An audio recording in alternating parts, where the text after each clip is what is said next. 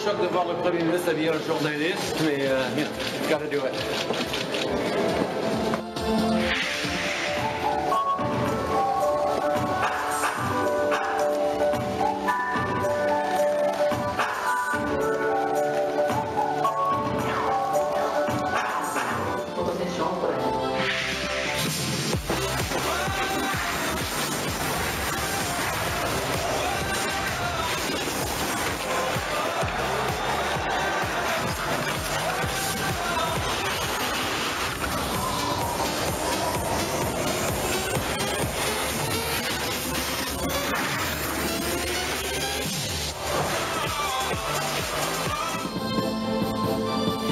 Buenas noches, bienvenidos a TV Perú Mundo. Los saluda Josefina Townsend. Hoy nos acompaña Farid Cajat. ¿Qué tal? ¿Cómo estás? Buenas noches.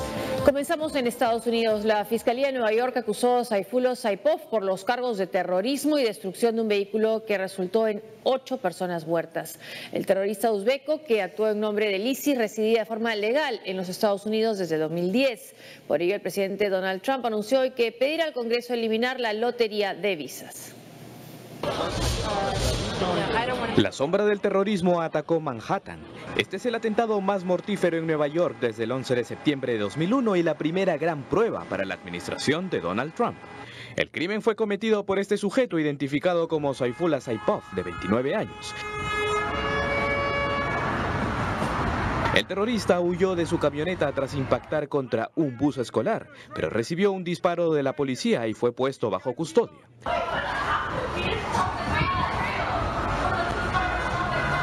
Él nació en Uzbekistán y entró en los Estados Unidos en 2010, beneficiado por la lotería de visas, un programa que el presidente Donald Trump quiere eliminar. Diversity and diversity lottery. Lotería por diversidad suena bien, pero no está bien. No es bueno, no ha sido bueno. Por lo tanto, queremos trabajar inmediatamente con el Congreso para terminarlo, deshacernos de él. Queremos un programa basado en el mérito, donde la gente ingrese a nuestro país por mérito.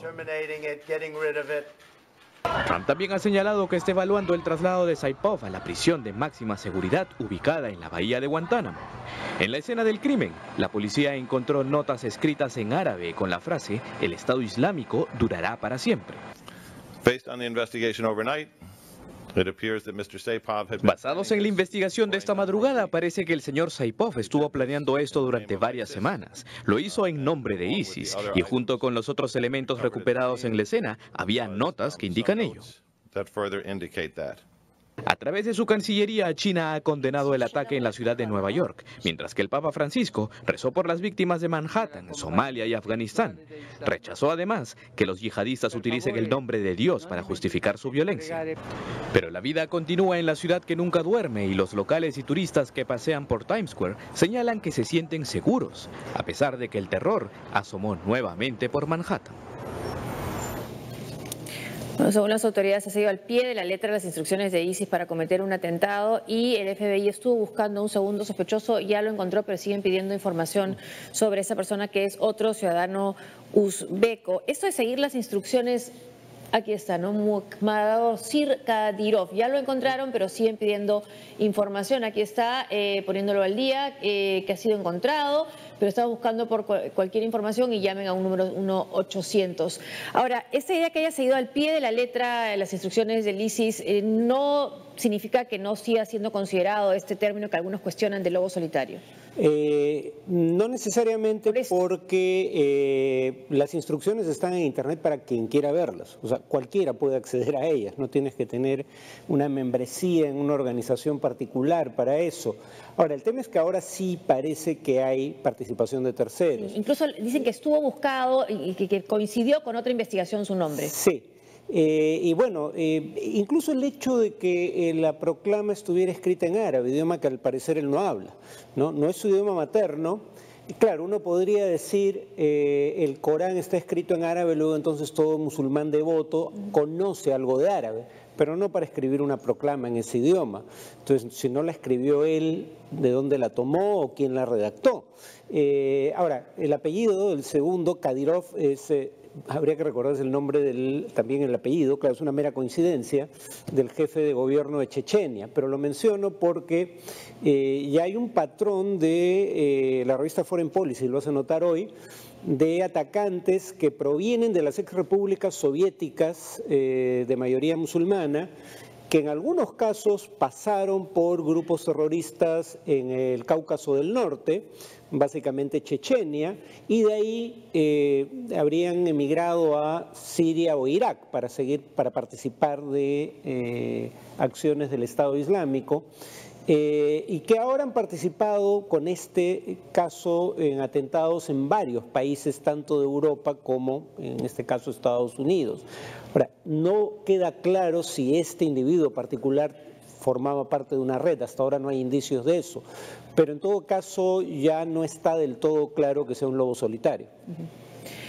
Vamos a la Argentina y sobre todo en la ciudad de Rosario se izaron banderas a media asta en señal de duelo por la muerte de 5 argentinos en el ataque terrorista de ayer en Nueva York. Ellos formaban parte de un grupo de amigos que viajó a Estados Unidos a celebrar los 30 años de su promoción, de su graduación de la universidad. Estos son los momentos previos al ataque terrorista de Nueva York, en la que se ve a un grupo de amigos de nacionalidad argentina andar en bicicleta por Manhattan, muy felices, sin imaginar que instantes después serían arrollados por la camioneta conducida por el uzbeko Sayfullah Saipov. La muerte alcanzó a 5 de los excompañeros de un instituto secundario de la ciudad de Rosario, que llegaron el último fin de semana a Nueva York, tras planificar hace más de un año la celebración del aniversario número 30 de su promoción. La tragedia no solo ha conmocionado a la sociedad estadounidense, sino también a Argentina. En la ciudad del Rosario, de la que procedían las víctimas de entre 48 y 49 años de edad, las banderas de todas las instituciones públicas y privadas ondearon a media asta. Tras conocer los detalles de la tragedia, el presidente Mauricio Macri envió sus condolencias a los familiares, a la vez que pidió un mayor compromiso en la lucha antiterrorista. 5 jóvenes emprendedores, protagonistas de la sociedad rosarina, imagino que con lindas familias, es algo que nos ha pegado mucho a todos los argentinos y a mí en particular. Quiero mandarle un cariño muy grande a todas las familias, pero esto también nos marca que no hay lugar para zonas grises en el mundo de hoy. Todos tenemos que estar comprometidos de pie a cabeza en la lucha contra el terrorismo. Las víctimas tenían planificado retornar el viernes a Rosario, donde se encontrarían con otros exalumnos del Instituto Politécnico Superior San Martín, donde forjaron su amistad. En señal de respeto, la Municipalidad de Rosario decretó 3 días de duelo, mientras que dentro de las instalaciones del colegio donde estudiaron, maestros, alumnos y personal administrativo se concentraron para rendir homenaje a la promoción 1987.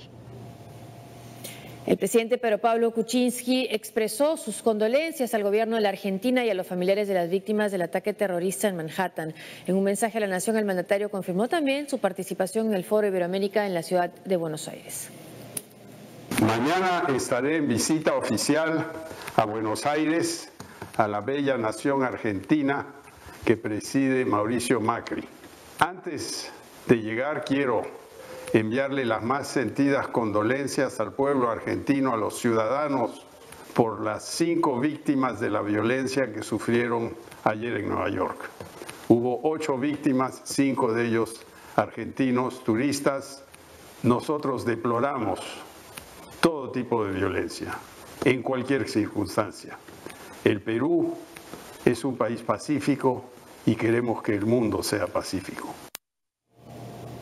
El mensaje del presidente Pedro Pablo Kuczynski con las condolencias a la Argentina y sobre todo a los familiares de las víctimas del atentado de ayer cometido por un ciudadano uzbeko, un terrorista uzbeko que llegó a los Estados Unidos, vivía de forma legal desde el 2010, tenía algunos trabajos, incluso fue chofer de Uber.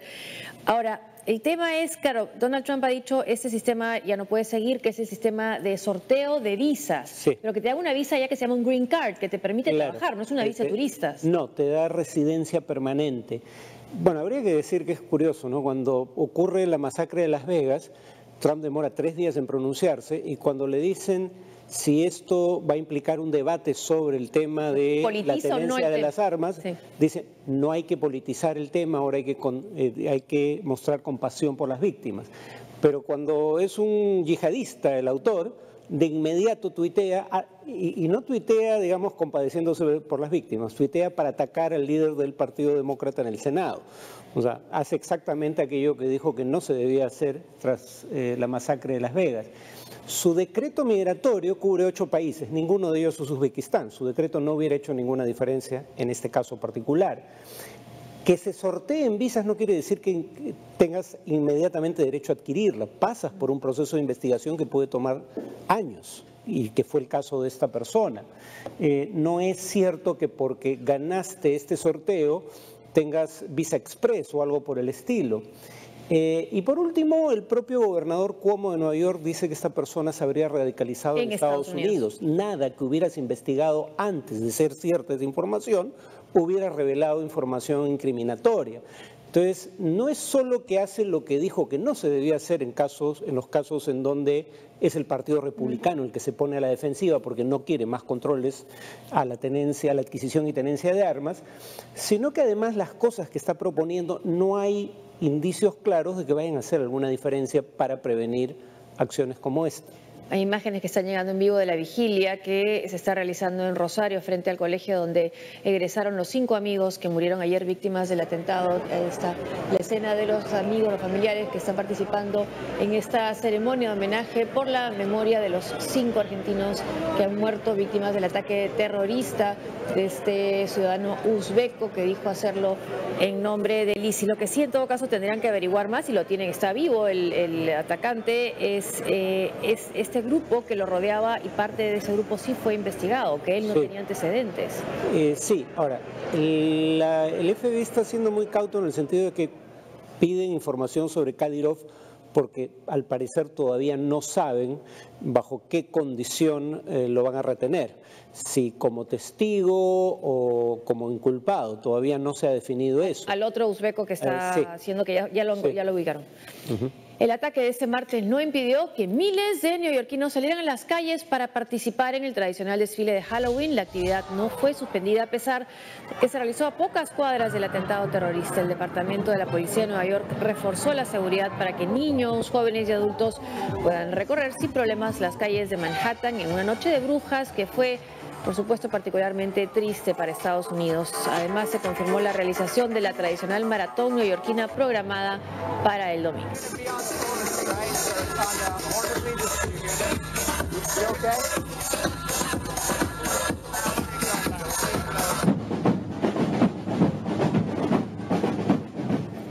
Pasamos a otros temas. El presidente de Rusia, Vladimir Putin, llegó a Irán en una visita oficial que, según confirmó el Kremlin, se centrará en la guerra en Siria, el acuerdo nuclear y la cooperación económica. Vladimir Putin llegó a Teherán para reunirse con sus contrapartes de Irán y Azerbaiyán. El encuentro ocurre en un momento clave para reforzar la alianza ruso-iraní ante la influencia estadounidense en la región, sobre todo por lo que Moscú tilda de histeria antirrusa generada por el caso Russiagate y las amenazas de la administración Trump contra el acuerdo nuclear firmado con Irán que mantiene en suspenso a la República Islámica. Hemos discutido las relaciones entre nuestras 3 naciones y el papel en la seguridad y estabilidad de nuestra región y específicamente en la lucha contra el terrorismo. Esta cumbre con sus pares iraní y azerí también les permitió conversar sobre los esfuerzos para terminar la guerra en Siria. Irán y Rusia han trabajado juntos para traer estabilidad, seguridad a Siria y luchar contra el terrorismo allí. Con Rusia y Turquía hemos garantizado la continuación de las conversaciones pluripartidistas de Astana, y esto ha sido muy importante. Putin, por su parte, destacó el encuentro de estos tres países y remarcó que es necesario coordinar los esfuerzos dentro de la Organización de Países Exportadores de Petróleo para no competir, sino cooperar y lograr el desarrollo conjunto.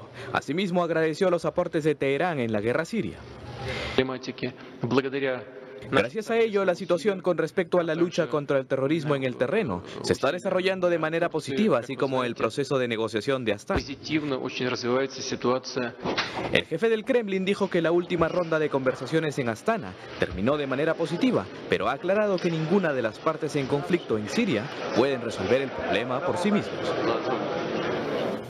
Bueno, comentábamos viendo estas imágenes que entre estos dos gobernantes se decidió la suerte de la guerra en Siria y tú decías que también Turquía. También Turquía, que es un poco quien representa de alguna manera los intereses de la OTAN, aunque sea un miembro díscolo bajo el gobierno de Erdogan de esa alianza. Digamos, Irán contribuyó a evitar el colapso del régimen en un momento dado en la guerra cuando la estaba perdiendo, pero la intervención rusa no solo, digamos, contribuyó a evitar el colapso del régimen, sino que contribuyó a cambiar el rumbo de la guerra y hacer que el régimen la gane. Y por eso ahora son efectivamente esos tres países, Turquía, Irán y Rusia, quienes en buena medida van a dictar los términos de un eventual acuerdo de paz, que para todo efecto práctico va a ser una rendición condicional de los remanentes dentro de la insurgencia. ¿Condicional o incondicional? Condicional. ¿Algún tipo de condiciones pueden poner todavía? Sí, pero las condiciones de un derrotado, ¿no? Y claro, el tema es solo aquellos grupos que no tengan vínculo ni con el Estado Islámico ni con Al-Qaeda, bueno, que son la minoría además de los insurgentes, ¿no? Y bueno, por otro lado, ¿qué más los une? Los dos son países exportadores de hidrocarburos, Rusia e Irán, son socios en inversiones en materia de hidrocarburos y son la principal fuente de ingreso por exportaciones de ambos países. Los dos son gobiernos en los que el gobierno y su entorno empresarial están bajo sanciones de Estados Unidos y en el caso de Rusia también de la Unión Europea. Entonces, claro, tienen intereses comunes distintos que los ponen en conflicto con los intereses en la región de Estados Unidos y en menor medida la Unión Europea. Una pausa y al volver.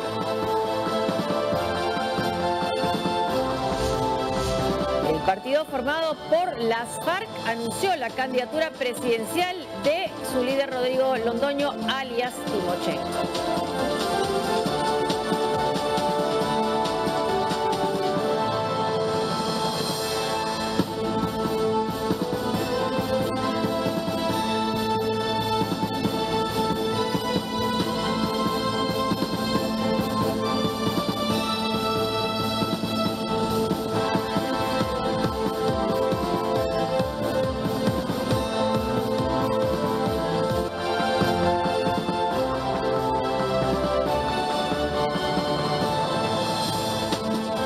Partido formado por la ex guerrilla de las FARC ya tiene candidato para las elecciones presidenciales de mayo del 2018, su jefe Rodrigo Londoño alias Timochenko. Además se reveló la composición de sus listas al Congreso para las elecciones de marzo. Tras su desarme, las FARC se preparan para las elecciones al Congreso y a la presidencia el próximo año. Ahora la Fuerza Alternativa Revolucionaria del Común, como se conoce a la exguerrilla, apuesta por el ala dura y ha decidido presentar a su veterano líder Rodrigo Londoño, alias Timochenko, como su candidato principal. Anunciamos que nuestro candidato a la presidencia de la República será Rodrigo Londoño Echeverri Timochenko, quien estará acompañado de Imelda Daza Cote como candidata a la vicepresidencia. Actualmente Rodrigo Londoño se encuentra en La Habana tratando un problema de salud, pero no estará solo. La cabeza de la lista al Senado del nuevo movimiento político la lidera el ex jefe de negociaciones Iván Márquez y como figura principal de la Cámara de Representantes por el Departamento del Atlántico, Jesús Santrich. Con la firma de un acuerdo de paz entre la guerrilla y el gobierno, se estableció que las FARC conformarían un nuevo movimiento político con una representación de 10 curules en el Congreso, de forma fija, 5 en el Senado y otras 5 en diputados. Ahora ya están informando los periódicos colombianos que con este anuncio las FARC se han prendido todas las alarmas, porque hasta qué punto puede participar Timochenko sin haber pasado por la justicia transicional, por la justicia en un proceso electoral. Claro, uno primero podría decir esto es un error de cálculo electoral puramente, pero de esos no parece darse cuenta las FARC. No pidieron perdón incondicional a las víctimas de sus crímenes y eso contribuyó a que el proceso de paz fuera, o el acuerdo de paz fuera derrotado en referendo. No cambian las siglas FARC, siglas que están asociadas a 50 años de guerra y a crímenes de lesa humanidad y crímenes de guerra. Y en lugar de tratar de ampliar su base, lanzan al mando militar, poco menos, a tratar de encabezar la candidatura presidencial. Entonces, electoralmente es un desaguisado mayúsculo, pero además esto puede ser ilegal, porque efectivamente los dirigentes de las FARC primero tienen que comparecer ante este sistema de justicia transicional diseñado por el acuerdo.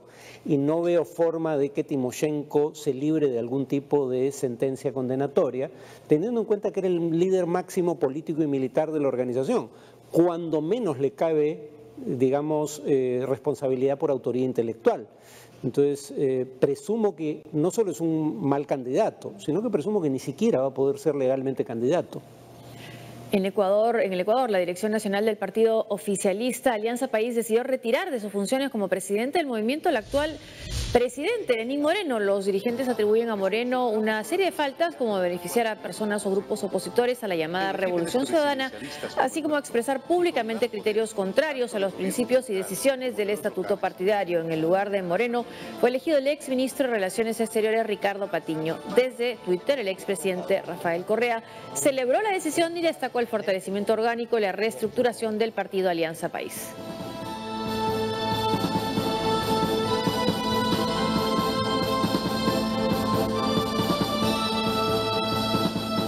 Bueno, había incluso quienes pensaban que esto era un juego a propósito de querer mostrarse como discrepantes, pero expresidente Correa y Lenín Moreno, pero parece ya con esto último que no es así. No, en hay absoluto. Una abierta división. De hecho, Lenín Moreno está haciendo algo que en mi opinión era una provocación innecesaria a Correa, que no necesita mayores provocaciones para lanzar, digamos, vituperios contra sus rivales, y es prohibir la reelección indefinida. Hasta ahora se permitía, claro, no es indefinida en el sentido de que solo puede estar 2 periodos, no.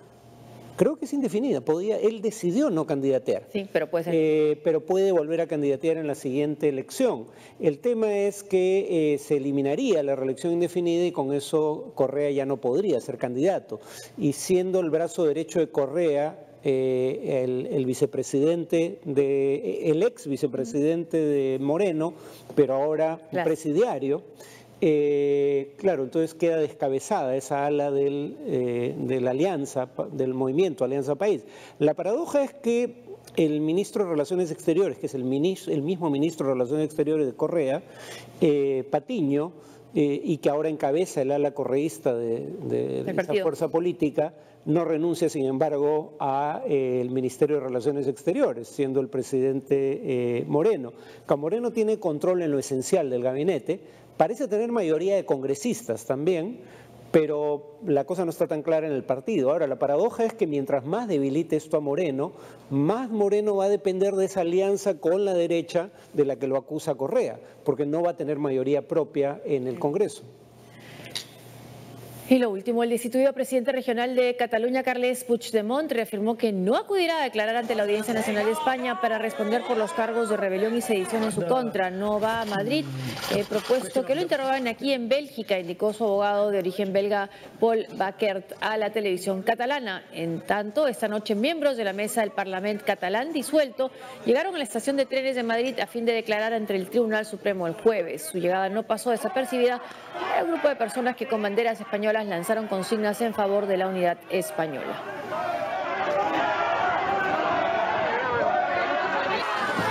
Hasta aquí la información internacional. Muchas gracias por acompañarnos. Gracias, Farid. Buenas noches. Buenas noches.